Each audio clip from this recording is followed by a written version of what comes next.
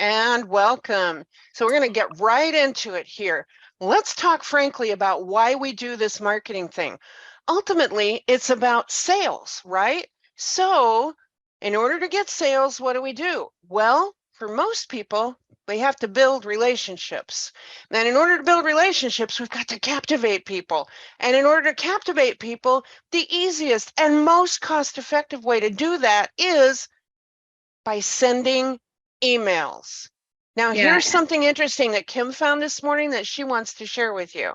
yeah. In a recent poll, it's kind of interesting, but businesses were asked which marketing approach they prefer.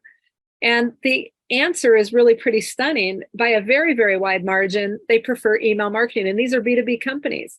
So, a lot of times you think about social media, you think about, all kinds of ways to reach out, but really people prefer email. And the fact is that email converts far better than any other tactic to date. So that's why we wanted to talk about this, because email is essential and doing it well can yield huge dividends for your business. Exactly. And it is the most cost-effective by far. In fact, Kim, you mentioned somebody who does intent-based or has been through an intent-based marketing project, right? Oh, yeah. It's hundreds of thousands of dollars. You have to look at the data, analyze it. And if you change your persona in any way, you got to redo the whole thing. There was a company that had spent like $250,000 and then they changed their persona. They spent the whole year trying to figure out how to get it to work for them. So it's got something, but I don't know that it's any better than if you just do really, really good purpose-driven data-driven marketing. Exactly. So now we've worked it from sales backwards. Let's go forward. We send emails so that we can captivate people, so that we can build relationships, so that we can get sales. And unless you have a product that everybody wants and no competition for it, this is what you need to do to make a sale. But there's bad news here. There's a chasm or two that we're just going to deal with right off the bat. Between sending emails and captivate people, that is the first fail point. It's the place where so many marketers fall down because they just send email, send email, send email, and the emails all say, hey, buy my stuff is on sale, here's another sale, here's a coupon, and they're not captivating anybody unless the person is in that 2 to 4% of people who's ready to buy right now. That's fail point number one. Number two is between captivating people and building relationships, it's not happening. Okay, maybe somebody downloads a white paper. Maybe somebody comes to a webinar. Hi for being on our webinar.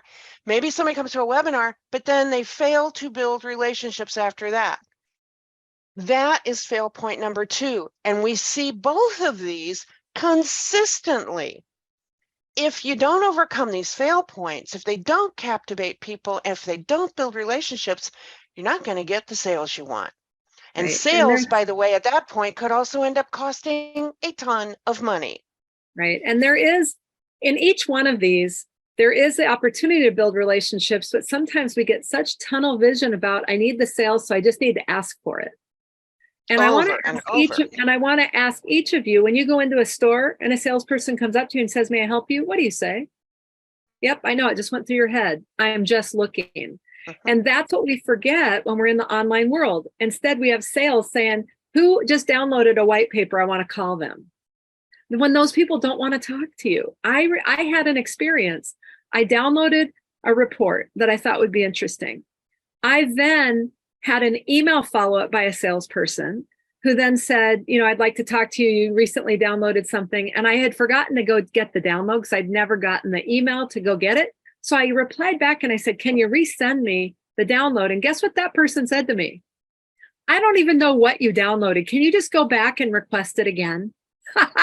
So it was like, that's just data failure right there. Nobody went in the loop except for that they knew somebody did something. So let's reach out. Which actually brings my next point into very sharp focus. There's a difference between knowing what you need to do and doing it in a way to get the results you want. You need content, but how do you write it? What do you write? You need emails, but what do you say? You want to create relationships, but how do you do it? Now, let me be clear. This webinar isn't about how to write great emails. It's not about buyer personas. It's not about any of that stuff. This is about giving you the freedom. I want to free you right now. Listen carefully from what you think you should do. I want to free you from the so-called formulas and programs and opportunities to sound just like everybody else.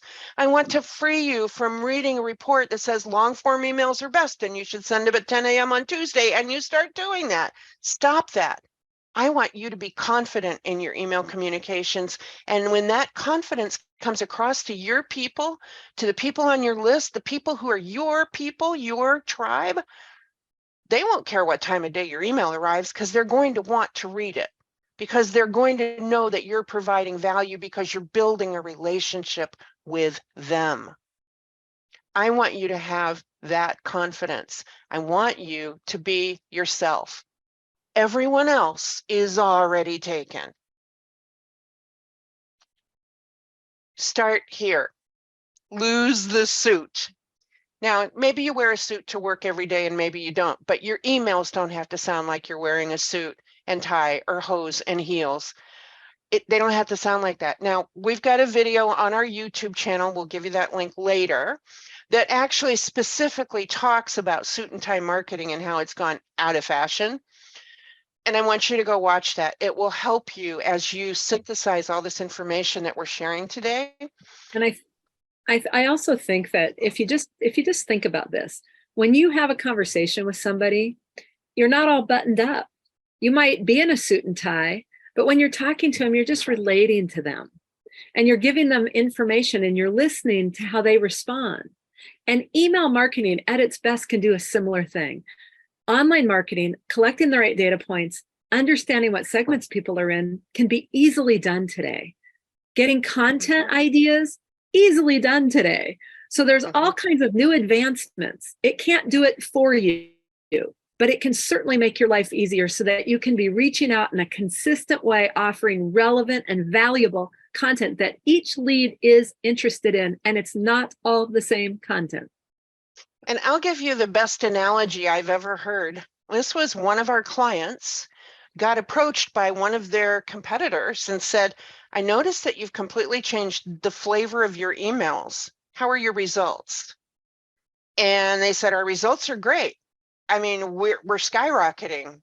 But what did you notice exactly? And they said, well, your emails before used to be pretty formal, and they were like, we are pleased to announce this, da da da da da, and and now it's kind of like I ran into you in the grocery store and you're saying, hey, I want to make sure you know about this.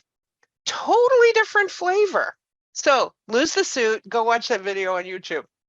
Now, the other thing I want you to think about is to remember that leads are people. And as people, they might be families, they're going camping, they might be seniors, they might be young people, they might be old people, they might be tourists, they might be golfers, they might be, oh goodness, you name it, right? But they're people. They're not names on a list. They're not demographics. They're people.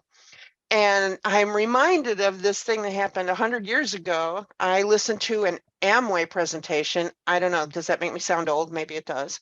And there was this guy who did this tape back in the day. We did cassette tape and we listened to him. And he said, I don't care if you're a banker. I don't care if you're a doctor. I don't care if you're the richest person in the world. You still pick your nose. And that's something that we sometimes fail to recognize is all of these people get up in the morning, they put clothing on, they brush their teeth, they do all the normal things. They're people. So why do we persist in addressing them as items on a list, right? As things, as assets? No, Well, I they're think people. I think there's a really easy explanation for why we do. Most systems don't talk about leads, they talk about lists. You got to send it, we have a list. Let's send it to the list. And when you think about a list, you write to a list. So you're thinking of many. You're not thinking of a person. It's an object rather than a human being. And that's Right. the thing that you've got to interrupt to understand that you're dealing with leads. So make this tweak. Okay, that what she just said is in this slide, so that's kind of why I went ahead. Here's a big tweak to make. First of all, don't preach, okay? This is the biggest thing. How many emails do you get? Do you get that say you should, you want to, you need to? Preach, preach, preach. Don't do that. Don't talk about third person, okay? Marketers need to do this. Marketers should do that. If you got an email like that from me, well, call me on it because I shouldn't have sent it and I'm really sorry. Okay. I don't. Okay. I talk in the first person. I advocate that all marketers talk in the first person and get rid of this third party removed crap where you're speaking about entities that aren't even people. Don't do the you should or you want to or you need to. You are not the parent in this relationship.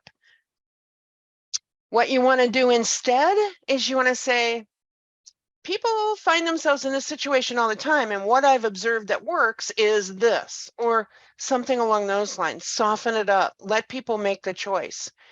And your emails don't have to read like a prospectus or corporate communique. Talk to a person.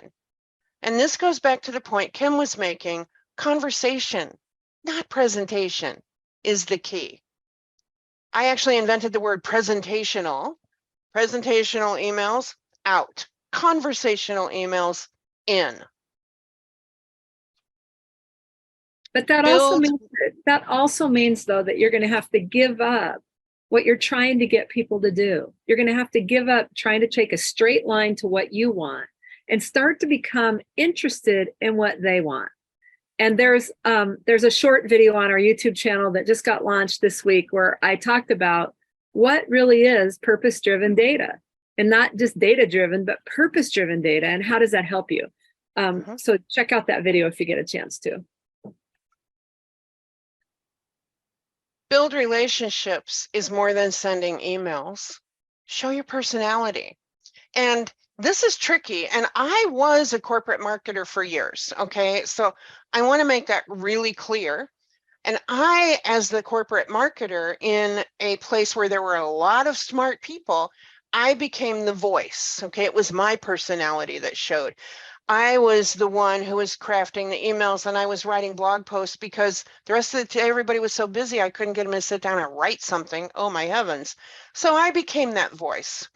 You may need to become that voice for your organization. It's okay. Just be consistent. Have a meeting of the minds, talk about this because you want the voice of your organization to be consistent and have a personality and build that relationship that way. You can't build a relationship with a robot. You cannot build a relationship with AI either. And oh boy, we have a lot to say about AI. Be the real you. For many people in your universe, whether you're marketing for a giant corporation or you're marketing to people who buy beard balm, okay? For many people, you're the only one who can say what they need to hear. You're the voice that they need to hear. Be the real you. And ask questions. Open the lines of communication. It's amazing when you start getting replies to your email. Oh my heavens, does that feel great? Because it's engagement, and engagement counts big time. And write your emails to one person and deliver it to hundreds or thousands, but write to one person. And Kim, I know you've got another word or two on that concept to share. Go ahead. Well, yeah, I mean, even though I know that many of you will be like, oh, I know to write to one person. Everybody knows to do it. But what we actually do is we find ourselves talking to a group of people because we're thinking about a list. And so in our brain, what we do is we start writing, and all of a sudden it's like, you know, you're asking questions that are more to a list, and you're talking about a group. And it's really clear that you didn't write it like you were standing there in a conversation with the person. If you just adjust so that you're actually in the conversation with them, they will think it's written just to them. That's how it occurs. And then it's just much more personalized. It's different. So yeah, it's not about being all buttoned up. It's about providing value and being someone they can relate to. And that's the part that will serve you very, very well, particularly in this world that we now live in, given what we've all been through. The business world has changed dramatically. Mm-hmm. Well, and a hallmark of those emails, if it says, all of you who attended today, okay, imagine getting an email after this webinar that says, all of you who attended today, did I write that for you individually? No, I wrote it for a gang, right? I wrote it for a group of people. And I get those kind of emails all the time. But if I And I say, bet you do too. but if I say, you know, if I say something like, Reed, thank you so much for being at the webinar. I have a few questions for you, blah, blah, blah, whatever. I could do Hi, all Reed. kinds of things, but I can basically personalize that to you, but it's the way that I pay attention to the copywriting. Mm-hmm. Exactly. So finally, and I want you, if you haven't been asking questions, I want you to be asking those questions in the, excuse me, in the Q&A, because I'd love to hear your questions. I want to make the point, automate everything that you possibly can. We see this happen so much. Somebody participates in an event, they go to a trade show and meet a bunch of people, and here's all these business cards they come back with, or they get a scanned list from the trade show people of all the attendees, and then they don't follow up because they don't have any process in place. Create automated emails, introductory emails. Now, a lot of people call them introductory emails. Some people call them indoctrination emails. Hate that. Welcome emails. We call them getting to know each other emails, because they're a way that you can understand more about the interests and aspirations of your audience. When somebody joins your list for the first time, you want to know about them. And in fact, I'm just going to do a little sidebar here. The marketing industry talks about know, like, trust all the time. In fact, I heard it about 18 times in a webinar the other day, and I was like, cringe, because I don't even really believe it anymore. The know part isn't what you think it is. And there's a whole video, 1 minute on our YouTube channel. I strongly encourage you to watch that. The know factor isn't what you think it is. The like factor isn't even important. They just have to not hate you or not dislike you. It's the trust that you've got to earn. And the way you earn that trust is by getting to know what people are interested in so that you can follow up with them appropriately. And for that reason, we say automate your follow-up emails. Automate your, what we call, heartbeat emails. Go ahead, Kim, and tell everybody what heartbeat Well, emails are. I would say automate sensibly. Like if you automate sensibly and you just automate everything, then you're going to be sending emails to people that shouldn't be getting them. So when somebody registers for a webinar, how many times have you then received emails asking you to register for a webinar that you've already registered into? How much do they, are they paying attention? How much are they paying attention to those who have registered already? You know, what they should know. Do they know it? Are they acting appropriately, or are they just blasting out to try and get what they want to get? And that's where you want to really use automation for the personalization. So as you collect data about what people are interested in, where they click and what they're reading and what they're engaging in, you can segment them into interest buckets automatically. Based on their interest, you can send all kinds of really cool follow-ups that will hit their sweet spot. That's data-driven, purpose-driven data. Data-driven with purpose-driven data is kind of what you want to do. So a heartbeat email is just something that checks in on a regular basis to stay top of mind, but it does it in a relevant way. And if you don't know what people are interested in, there's a recipe for how to find out too. And it's a lot of fun. And it's in our email expert blueprint, or email engagement blueprint, sorry. And we've proven it over and over and over. And every time we think it's changed, we go forward and we go, oh my God, it's still relevant. Because what we're doing is building relationships. Relationships and engagement matter when what you want is the sale. Exactly. And the final point here, of course, is leverage a good marketing system so that you can send those the relevant information to the people on your list, and not just the same stuff to everyone all the time. When I lived in the corporate marketing world, you know, I was marketing for an organization that had 5 different areas of the business.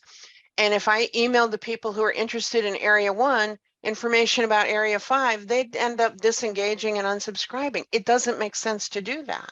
So you want to find out what people are interested in, segment them, okay, and then provide them with information that's relative to what they're really interested in. That's a huge part of building a relationship. I'm not going to do a very good job of building a relationship with you if you're interested in hand cream and I keep trying to sell you shoes, right? Same thing. When you own your power and you feel completely confident, you will create powerful communications that your audience will love. You're going to build relationships right away with your content, and you're going to earn trust. And again, this is the number one thing in Margaret's hit parade and Kim's hit parade and Janu's hit parade: earn trust. I don't care if they like you. They don't care if you to know you as much as they care that you know them. You need to build trust and build authority while being authentically you. And one of That the ways, is the key. right. And one of the ways you do that is consistency. You don't send an email once a month. You don't send an email here and an email there. What you do is you're consistent, you're reliable. You become known as someone who provides information. And look at the information you provide. You don't have to take them all the way down the road to their endpoint. What you need to do is move them an inch, move them an inch in the right direction. And they'll be like, oh my God, that worked. And then you move them another inch. What you're doing all along the way is building regard, building that trust. You're building a relationship where they can actually know that, oh my God, I can work with you. You provide good things. You're known for providing good things. That's when you start to make a difference, but it's consistency that gets you there. Consistency and great content. Those are the two things that get you there. And it's relevant in their eyes, not your eyes, their eyes. With that, we want to open this up for questions and discussion. Do we have questions? Okay, here's a question that I see. What's the best way to come up with really consistent content that hits the mark with people if you have people interested in a lot of different things? How do you do that? How could I possibly manage my day? It's essentially the question. Okay, so, and Kim and I both can weigh in on this question, obviously. But number one, when you have people interested in a bunch of different things, I'm going to fall back and say, what business are you in? And whom do you serve? And if you're serving people that are interested in a bunch of different things with a bunch of different answers, then you might get a little challenged. And it, again, harks back to my days in corporate marketing where I had 5 different product lines to manage that had vastly different stakeholders interested in each one. You need to be able to segment your leads. That's the bottom line. You've got to be able to put them into buckets. And those buckets have got to then have content that backs them up. So if you're in the IT business and you have cybersecurity as one of your buckets, you need content for cybersecurity. And if you have another bucket that is custom software development, you need content that corresponds to custom software development. Right. And that content is in the form of blog posts. It could be videos. You could offer webinars. I mean, there's all kinds of things you can do, but you got to be crystal clear about the audience you're serving and how you're serving them. Right. And I would be, the other thing that I would say is, you can look at ChatGPT or any of the AI tools. We have a video on using ChatGPT for good, the good way to do it. And that gives you an opening for generating content ideas. What I would say on all of that is that that's not going to replace what's right here. So it's not going to replace the thinking that you can do or the data you can collect. And so you're going to want to be able to collect that information in a way that's really super useful and makes your job easier. Otherwise, you won't do it. You'll just send one email to your entire list, and that's what you'll devolve into. And you'll wonder why you're still not engaging. And so we did a Marketers Outlook survey. We're going to be getting some of those results out there, but it was very interesting when people absolutely know who their perfect potential customer is, and yet those people are not really responding to their messages. So we were like, wow, they know them, but they're not responding to their messages. Where's the disconnect? And it's the way in which they're going about connecting and the kind of data and the content that they're providing to them. worked with a company who sold flooring solutions. And they absolutely knew their perfect potential customer. They worked with homeowners in upscale neighborhoods who were going to be installing high-end flooring. And they knew this audience really well. But the content they put out there was maintenance notes about how to care for certain kinds of flooring and product releases. And I'm sorry, that audience isn't looking for that kind of content in most cases. They're looking for content about, durability, and I've got pets and I've got kids, and, what's going to hold up and what's going to stain and blah, blah, blah. And you've got to understand what is driving them so that you can drive the right information out to them. Again, it's part of building relationships, right? Yeah. And then there's one other question about, if marketing's doing all this outreach and stuff, at what point does it flip over to sales? At what point should sales, take the lead? And when's that transition? Because you can get people ready, but when is it appropriate? Because sales wants them right away. They just want to get access to them. But how do you protect that so that you can make sure they're getting the best ones? If sales calls too early, they're going to get crickets. They're going to get ignored. They're going to get, who are you again? It's not going to work. People need to engage in different ways with your with your content, with your properties, with your emails, with your blog posts, with your webinars. People need the ability to raise their hand over time, and it could be a very short time, but they raise their hand by consuming your content. And if you're thinking for 1 minute that this conversation about email doesn't have content at the heart of it, you're in the wrong place. Content, content, content, Right. content. Join us on our next Nerdcast. Thanks, everyone. If you liked the video, go ahead and click that like button. Then subscribe to receive notifications of new ones, and thanks for watching.